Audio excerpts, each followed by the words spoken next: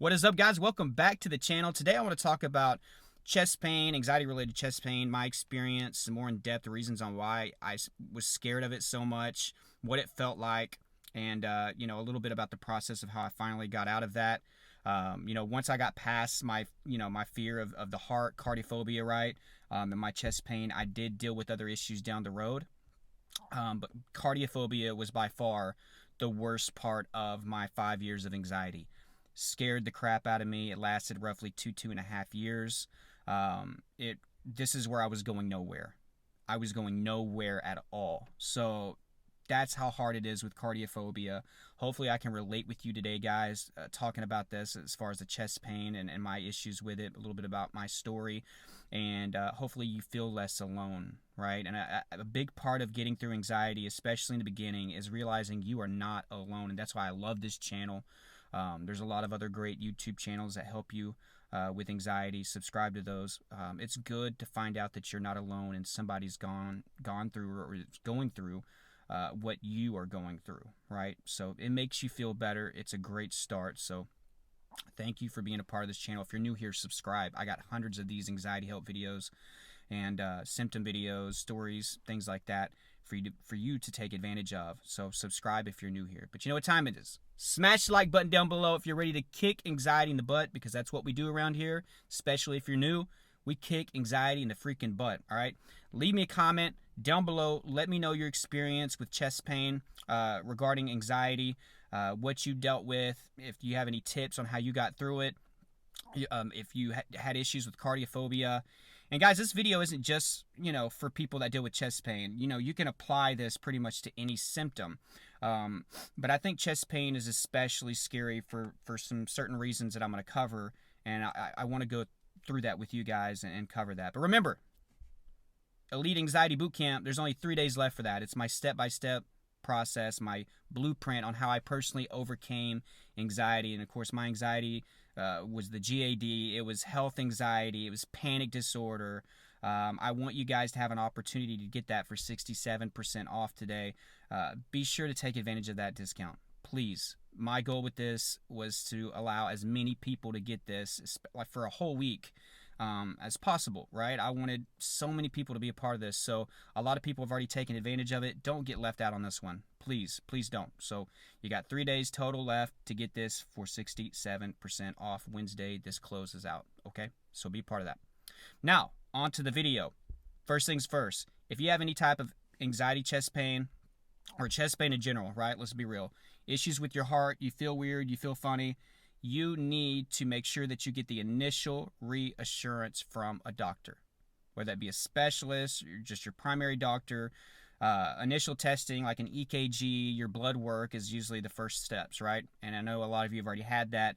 But if you really want to get some concrete reassurance, getting the stress test or, an echo, like to check out the structure of your heart, if you need that, you feel to move on, and some of you do, honestly, need that to move on, you need to just go ahead and request that, ask for that and get it over with, right?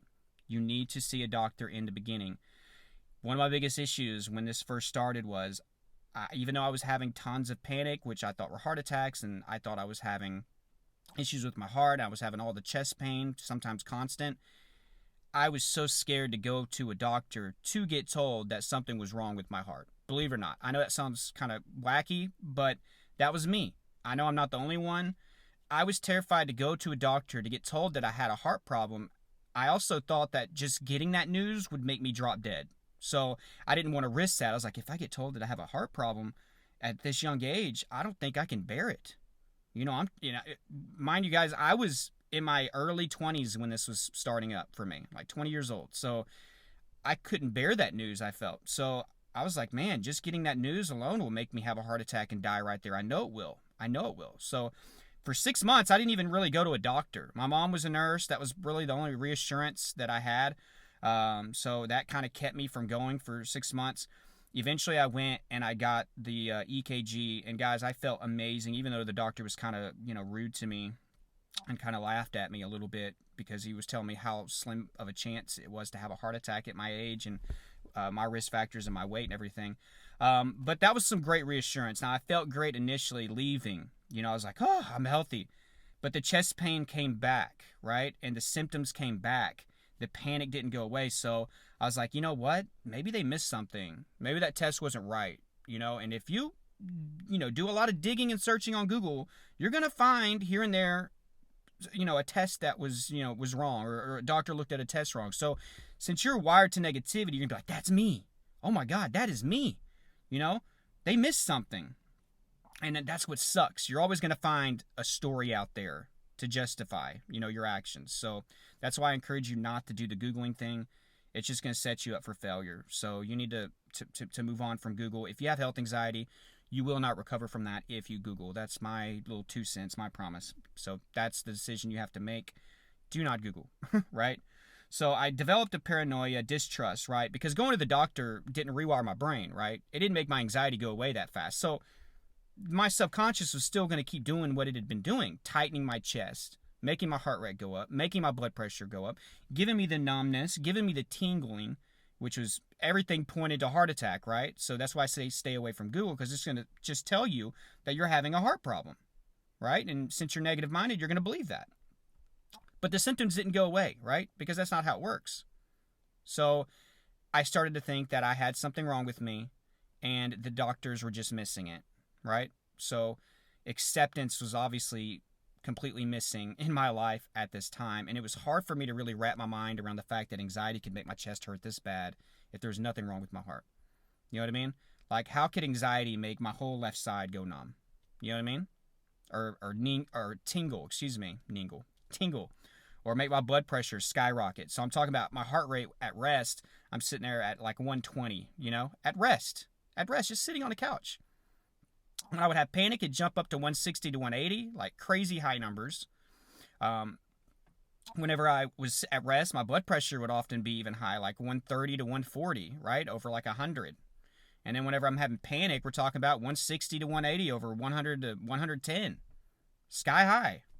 So it was just hard to believe that anxiety and fear could do this. So it made acceptance very difficult for me, especially in that first couple years. So the chest pain that I would feel, it'd be high, it'd be low, it'd be to the left, it'd be to the right, it'd be in the center. The type of pain that I would deal with, guys, I would have the crushing pain. That they talk, if you're having a heart attack, they're like, it's like an elephant sitting on your chest. Where I had a lot of those days where I felt that. I was like, dang, this is the big one. This is the one. And then I would have, some radiating pain. And then I'd feel it in my back and my shoulders, and they say that that's a sign of something bad. So that would scare the crap out of me. And at this point, my anxiety is mimicking everything that I've read, right? So it doesn't help. That's why you got to I'll keep saying it, get away from Google. I would have dull pain. Even on days that were not terrible, I always had a dull pain that would show up and it was like, hey, I'm still here. You still have a heart problem. So it was hard for me to even enjoy a day because the pain would come up. So radiating, dull, I would have sharp pain sometimes. Sometimes out of nowhere, it would just hurt bad.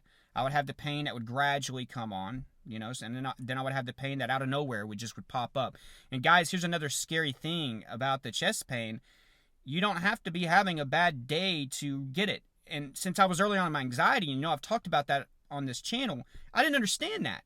I was like, if I'm having a great day, why am I dealing with chest pain? I'm at the park, or I'm with my girl, or I'm at the movies, or I'm having a good meal, and then out of nowhere my chest hurts. And then that made me feel even more so that something was wrong with my heart. It terrified me. I was just like, if this is anxiety, why would my chest hurt when I'm not anxious? You don't have to be consciously anxious to get symptoms. You have to start accepting that. So I was, again, very early on in this process, I didn't understand how anxiety worked. So there was a lot of uncertainty, a lot of unknown, and that's why I have that elite anxiety boot camp, guys, because I take you step by step through this so you get the knowledge and the education and then the right perspectives and mentality to overcome your anxiety. I didn't have any of that. None of it. Just total fear. My anxiety, guys, at this point was raging. It was raging. So you don't have to be consciously anxious to get symptoms. Your subconscious is still anxious. Guys, this was likely building for a very long time. It doesn't go away just like that. Even when you start doing the right things, even whenever you try to work on acceptance and be positive, your subconscious still lags behind your conscious mind and the conscious intentions. All right? When you start a new habit, when you try to be different, it still takes time for the subconscious to be like, okay, yeah, this is cool, the new us. And people, it's hard for people to get through that period of time, you know? So this continued. I'm talking about tons of visits to the ER, lots of testing, constant symptoms day in and day out, waking up with chest pain, going to bed with chest pain. Some days obviously were a nightmare, and then at best I would have like a day where I just had constant symptoms, maybe not as much panic. But most days there were multiple panic attacks. You know what I mean? And they could range 10 minutes to a few hours. And I thought these panic attacks were heart attacks.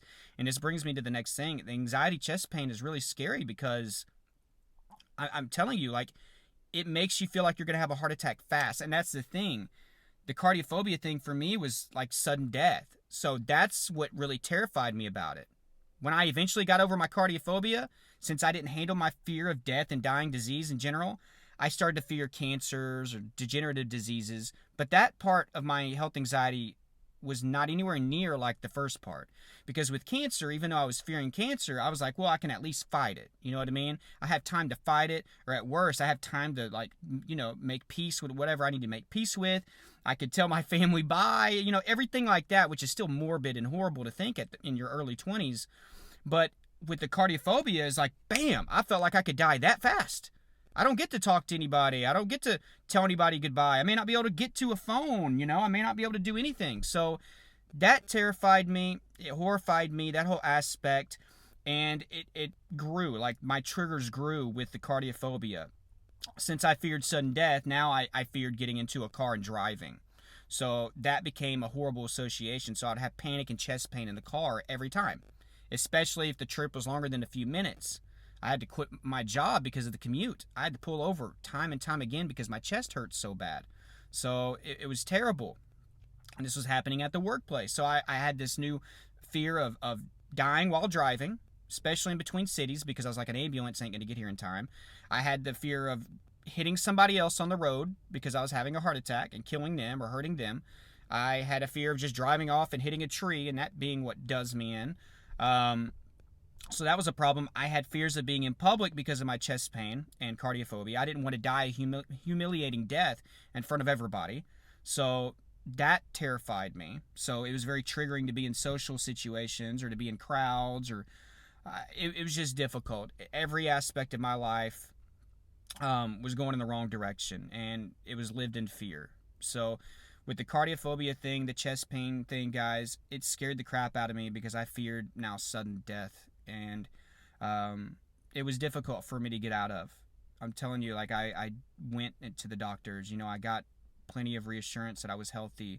But it's just I didn't understand how anxiety worked. And a lot of you guys don't really understand how anxiety works. If I would have known, obviously, what I know now, that 2.5 years of cardiophobia would not have been anywhere near that. It would have been maybe just a few months. So that's the difference. Education and knowledge and foundation. You know, knowing the inner parts and the inner workings of anxiety, how much of a difference that can make, you know, with your management and hopefully eventually your recovery. But there was a lot of doubt, a lot of acceptance issues, constant symptoms, constant chest pain. I went over the symptoms. I shared with you what types and where.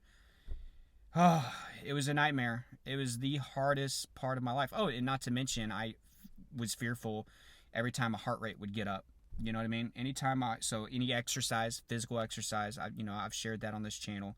You know, going up a flight of stairs, doing anything, my heart rate would go up, then I'd get scared, and then my chest would tighten like instantly. So, yeah, it was the hardest time of my life. And I'll say one of the things that got me out of it was exercising aggressively when my chest hurt and when I was having panic, to prove to myself that, look, if I had a heart problem, if I was having a heart attack, this would have done me in. And when I realized that I actually felt better afterwards, that was enough for me to finally say and let go and be like, you know what? Like, this is not a heart problem. This is not a heart problem. And once I accepted that, a lot of the fear went away. Did the symptoms continue after that? Did I still have chest pain and stuff for a while? Yes. But since I didn't fear it so much, it became less and less of an issue. Fear fuels the symptoms, right? So when you take the fear element away, symptoms gradually go away, and over time that happened. I was barely having any panic attacks after that. It was amazing. So I challenge you guys to develop the internal reassurance. You have to tell yourself that you're okay. You have to start trusting the doctor. You have to start cutting out the external reassurance, checking your vitals like I did. Stop checking your vitals if you've been told that you're healthy.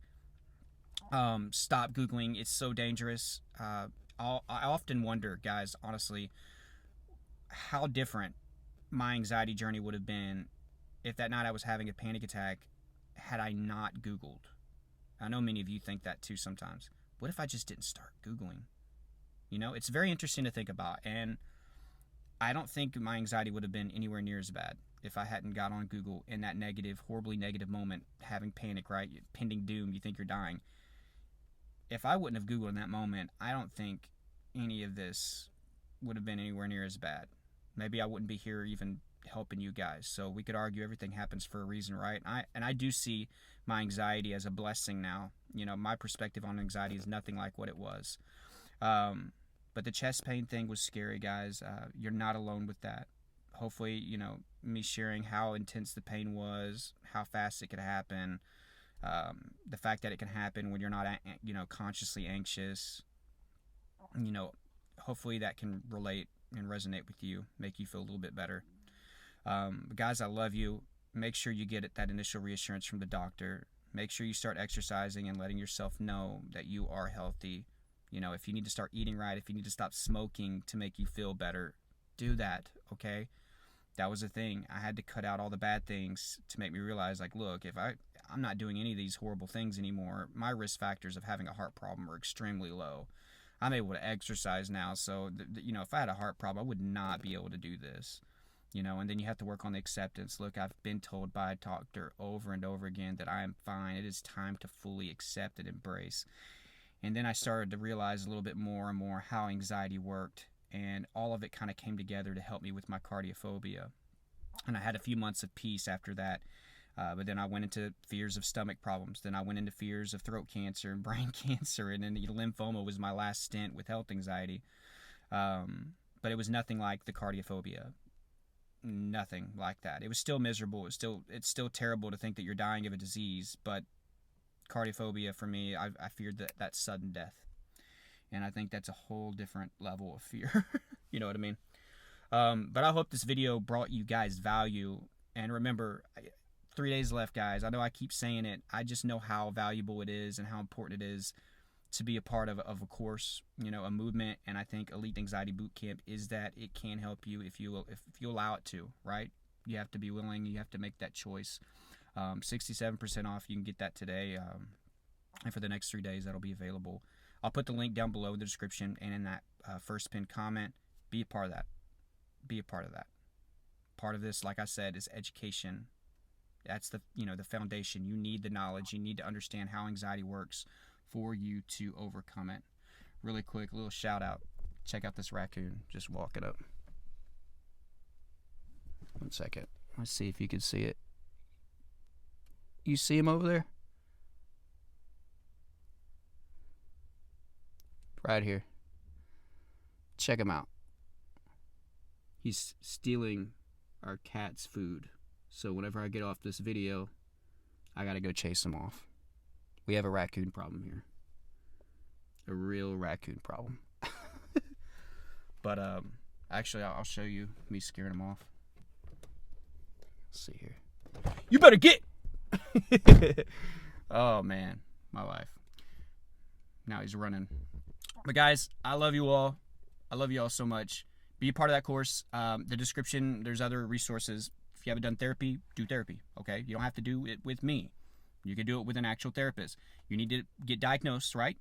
You need to get diagnosed, and if you need medication or you want to try medication, look, you got to go through them. I'm not the guy for that. Also, that course doesn't diagnose you with anything, or discuss medication, all right? It's all the natural stuff that I did. So try that out, and I do still offer coaching calls. I still think that that's tremendously valuable to get to talk to me one-on-one. So my email for that is down below. Again, fill the comment section up with any questions or concerns, or if you just want to discuss your symptoms. Like this video if this gave you value. I know it was kind of a video all over the place. I need to stop caring so much about the structure of my videos. I just need to be. I don't know. I look at my older videos, guys, and you can let me know what you think. I look at my older videos. It was just kind of just like whatever. I would just put the camera on and go. You know, I think as you get, you progress and things changes and your audience gets bigger. A lot of people get away from things, and maybe I've gotten away from things.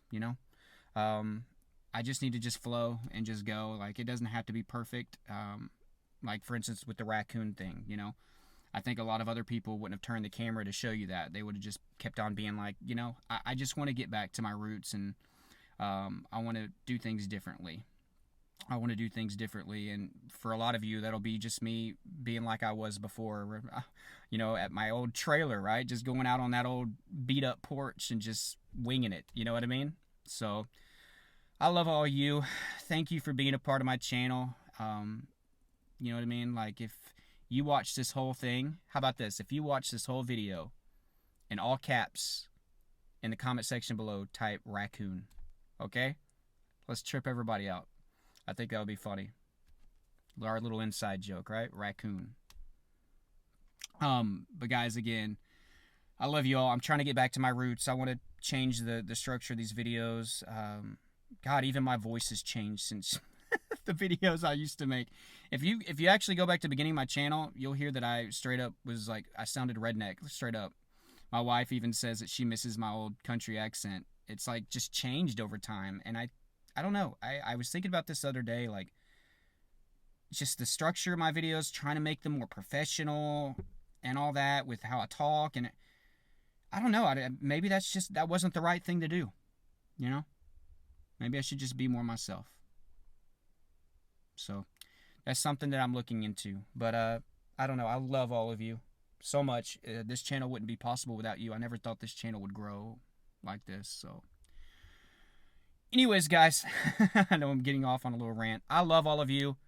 Keep fighting, all right? Keep fighting.